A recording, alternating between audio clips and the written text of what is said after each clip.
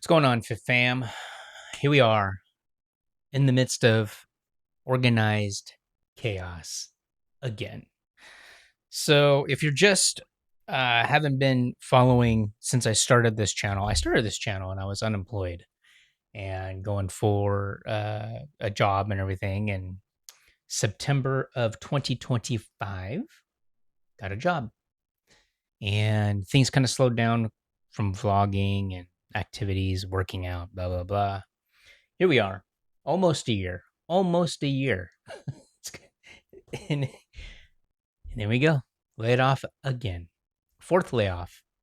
So what happened was last week of June, I think the week right before. Remember, my daughter has encephalitis, autoimmune encephalitis, basically, what is it? Inflammation of the brain. And so we were submitting to insurance, got denied twice, then had to go through this whole third party process because the organization I work for actually pays out the claims, which I didn't know that. And so my wife did the due diligence, went to the doctors, got notes, got their written letters, got all the evidence, really, just like going to court, and then submitted it to a third party. And the third party said, yes, okay, we can approve, which in this situation is IVIG. And so we got approval. Swear to God. The week after that, I got a layoff notice. Now, the layoff notice isn't your typical industry where you're laid off, they give you a box, you're out. Well, remote, anyways. But what had happened was when I got hired, the program where I was at was much larger. And then, as you know, a lot of tech layoffs happened. This organization did a layoff, a huge layoff, towards the end of the year. And then we got reassigned to a new manager. Now, granted, I'm a contractor for the org, so I don't technically work for them, but they do pay my organization the funds. And the scope change, it got shrunk down. And what had happened was through when we had like two managers on top of three managers. I've had three managers in less than a year, and then two managers on the other side, the organization that I work for. And yeah, last week they said H got an 8 o'clock call, your typical call, and HR jumped on and they said, we're laying you off. I said, why? They said, well, what had happened was the scope changed. So therefore, there was no reason to have me in place where I'm at, along with another manager and the staff, because the scope of the work was reduced. And so I said, well, does this have anything to do with my performance? Because I was very concerned. I want to make sure I'm doing a good job. You know, the whole feels, right? You got to get it down. And I've seen horror stories where people have been laid off because of performance when they were doing a good job or they didn't have a chance to do a good job. So I said, hey, is my performance doing okay? Did I do something? Did I offend somebody? Like what? Because I'm like, it's a fourth layoff in my career. I'm just like, this is ridiculous. What does this tell you? Honestly, and this is where I'm not naming names and who's who in the zoo, but it tells me that orgs just don't got it down yet when it comes down to staffing and changing and trying to understand how do we utilize people we have. Like, I got a pretty good solid skill set. And when I started, with the foundation with AI and my learning and development background, I revamped the whole department, the whole program, implemented new tools. We had some roadblocks with the dashboard of the team. I created a whole new dashboard. There's all these tools that this company has that they create, and they're all AI based. Backbone is Claude. So I created a dashboard that mimicked what Power BI could do literally. And then because of the processing, and this is all technical stuff, but you get an Excel spreadsheet, the data is, it's coming out of the learning management system. It's not clean. I got to clean it, sort it, do all the things that I need to do to really filter it out. And I built a tool to do it in AI. I just drop the CSV file in there and it cleans it for me. And then I drop it into my dashboard generator and it generated the dashboard. And each dashboard has all the KPIs. You click on any of them, it gives you a table you can download for that KPI. the whole 9 yards. But who's to go? Well, I was the last person that's got hired. So here I am.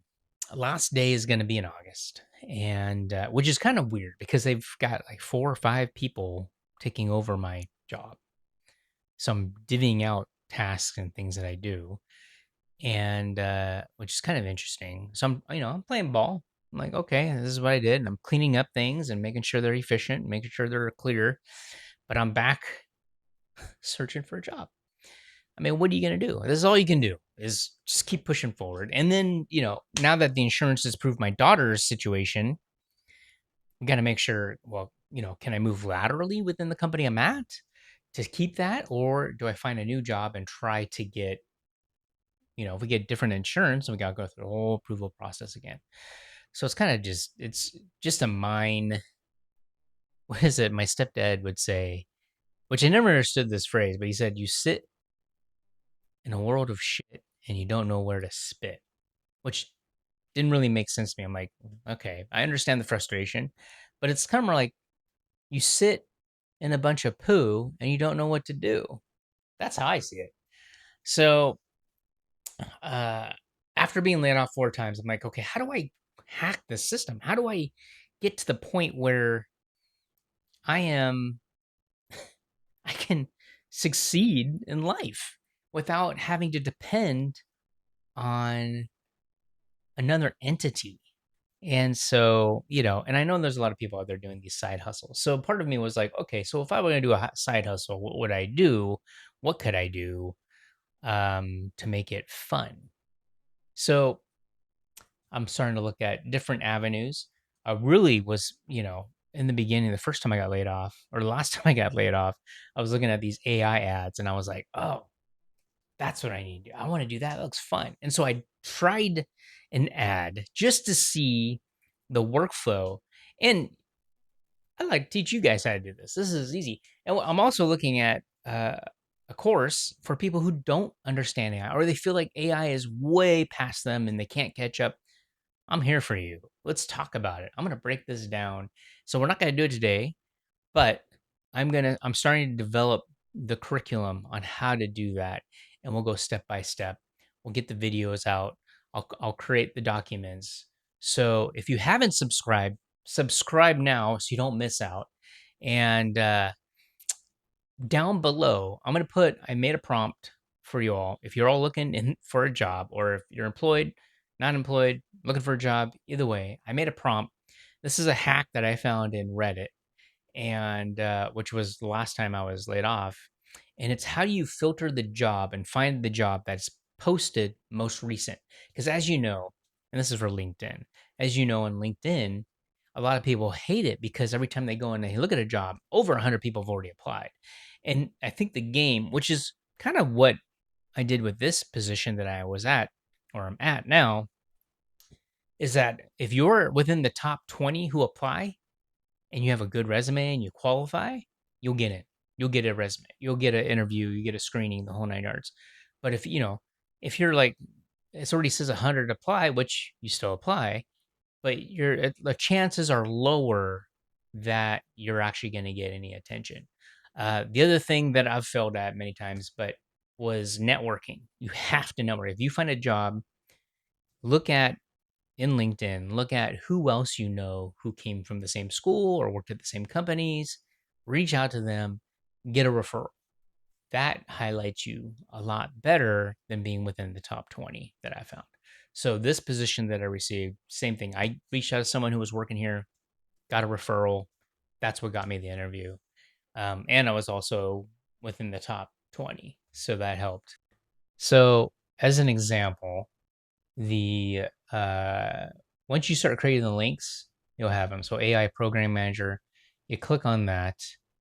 This one, yeah, 53 minutes ago, just posted. 3 people have applied. Standout high, and then that's it, right? So then you would scroll down. Like this one, it doesn't show me that anyone else works at that org that I would know. Here's a Planet Group. I don't know who these people are. Same thing. It says HRIS, strategic programs, 34 minutes ago, 8 people have applied so far. So that's how you utilize this. And so I hope it works for you. So then you get your layoff. Then we get approval. So we go that, and then on top of that, the last post I had was we were supposed to be taking a vacation. I was applying for jobs, and then got a new doctor.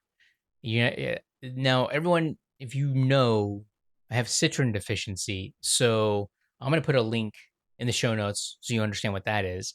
I'm part of the Citrin Foundation, and I spoke at that about how it affected me as an adult because I was just diagnosed like 2 years ago, but I've had it all my life. And so I went for a doctor checkup.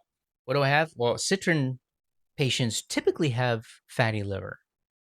So I've had that. Did that study when I participated in the patient study. High cholesterol, high blood pressure. So ticking time bomb. So I'm in the process. I went to AI, and remember my right there, all the supplements. Went to AI and said, "Hey, I have all these supplements. This is what I want to do. I don't want to take any kind of pharmaceutical. I want to do this naturally. How do I do it? Give me a plan. Look at my supplements. Tell me what I need to take, what I should be taking, what I don't need to take." And so we went through, and then I have an Amazon. You subscribe to all these things on Amazon. I gave it access to Amazon. I said, "This is what I have.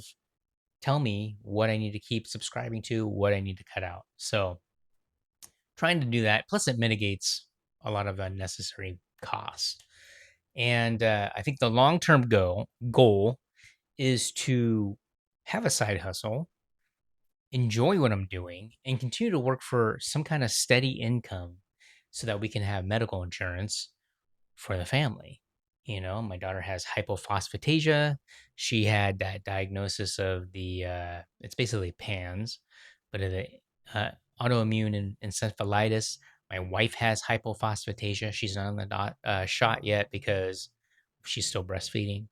Our 1-year-old hasn't been diagnosed with anything, so we're keeping, it might be too early, but we're watching her carefully.